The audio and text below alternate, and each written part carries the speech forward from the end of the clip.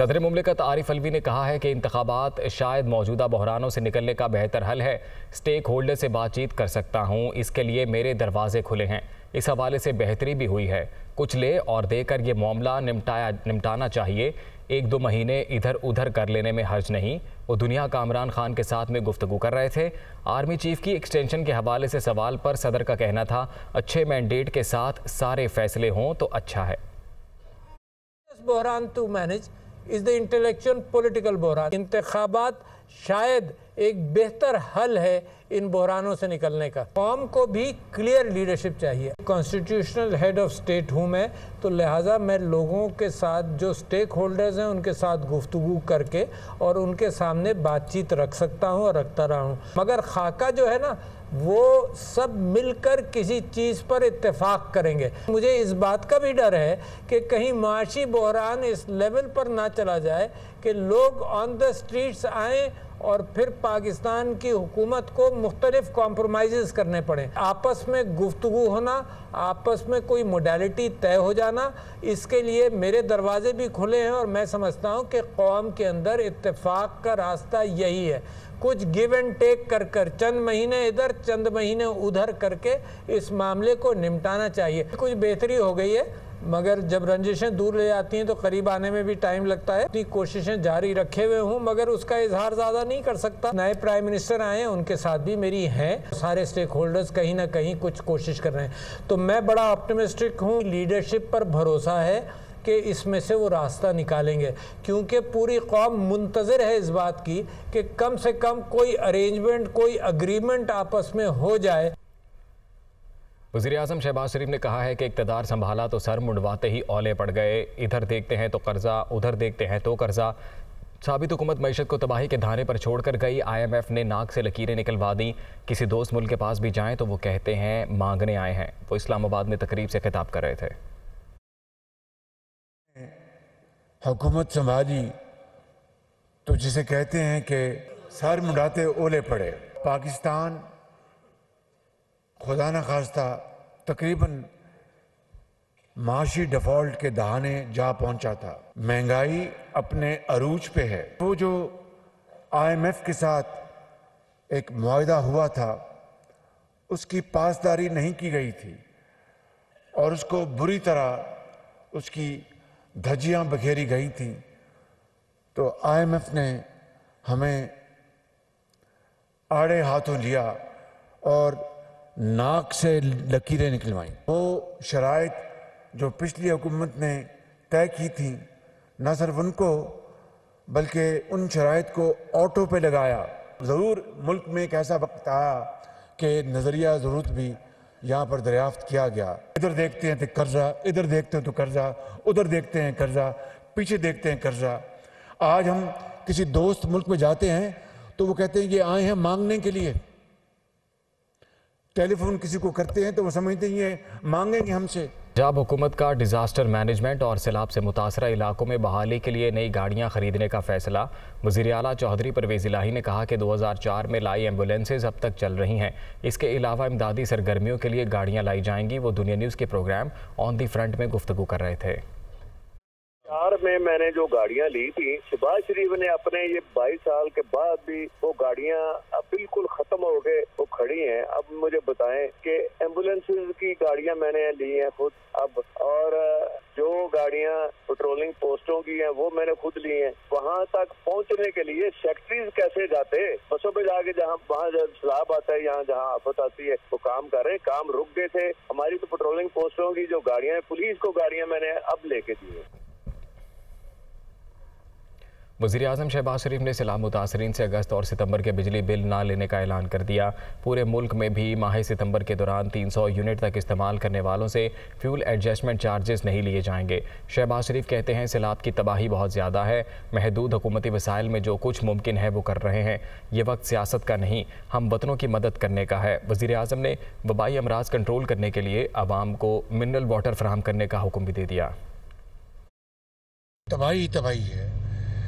But feeder canal में silting हो चुकी है, वहाँ पर डिसिल्टिंग का काम शुरू है। सड़कें और पगडंडियाँ टूट चुकी हैं और पानी है। यहाँ पर पीने का पानी एक बहुत बड़ा चैलेंज है सोदपुर में। उसकी कई वजूहात हैं। आज रात तक इंशाअल्लाह, आज रात तक 2 ट्रक पानी के, मिनरल वाटर के इंशाअल्लाह यहाँ पर सोबतपुर में पहुँच जाएंगे और अगले 2 दिन में 10 टन पानी यहाँ पर अल्लाह ने चाहा तो मौजूद होगा। सैलाब ज़दा इलाकों के लिए मैंने बात कर दी कि अगस्त और सितंबर की वसूली नहीं की जाएगी बिजली के बिलों की। पूरे पाकिस्तान में 300 यूनिट्स तक जो बिजली इस्तेमाल करते हैं उनके सार्फिन जो हैं उनसे हमने पहले ही 35 अरब रुपए की जो वसूली वो हमने ख़त्म कर दी थी, रोक दी थी। और अब सितंबर के महीने में मज़ीद 2 करोड़ 10 लाख सार्फिन के लिए 14 अरब रुपए का जो रिलीफ, फौरी रिलीफ दिया जा रहा है और उनसे भी ये फ्यूल एडजस्टमेंट चार्ज सितंबर के महीने का वसूल नहीं किया जाएगा। इमरान खान ने कहा है कि कौम को इकट्ठे होकर मुतासरीन की मदद करना होगी। टेलीथॉन में 5 घंटे के दौरान 10 अरब इकट्ठे किए। इम्पोर्टेड हुकूमत ने मीडिया पर टेलीथॉन नशरियात ही बंद कर दी।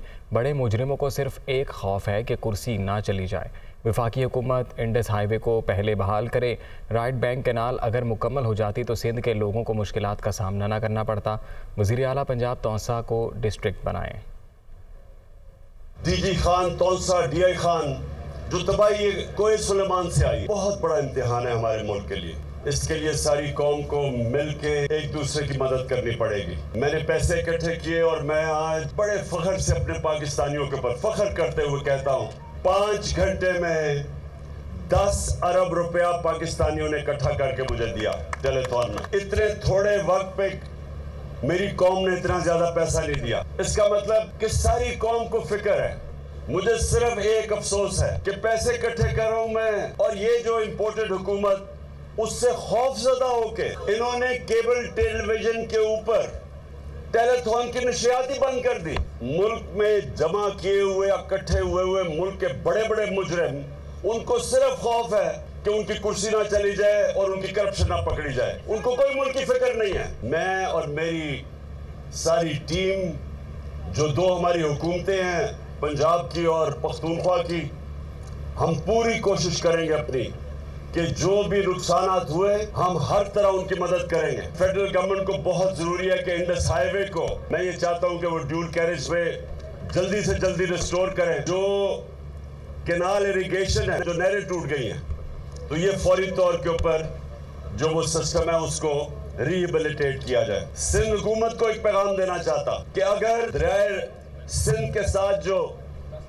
राइट बैंक आउटफॉल कैनाल है 20 साल से बन रही है, 7 तक वबडा ने 2020 में वो नहर मुकम्मल कर ली है। उससे आगे लेके जानी थी सिंध हुकूमत ने, वो अभी तक नहीं उसके ऊपर काम हुआ।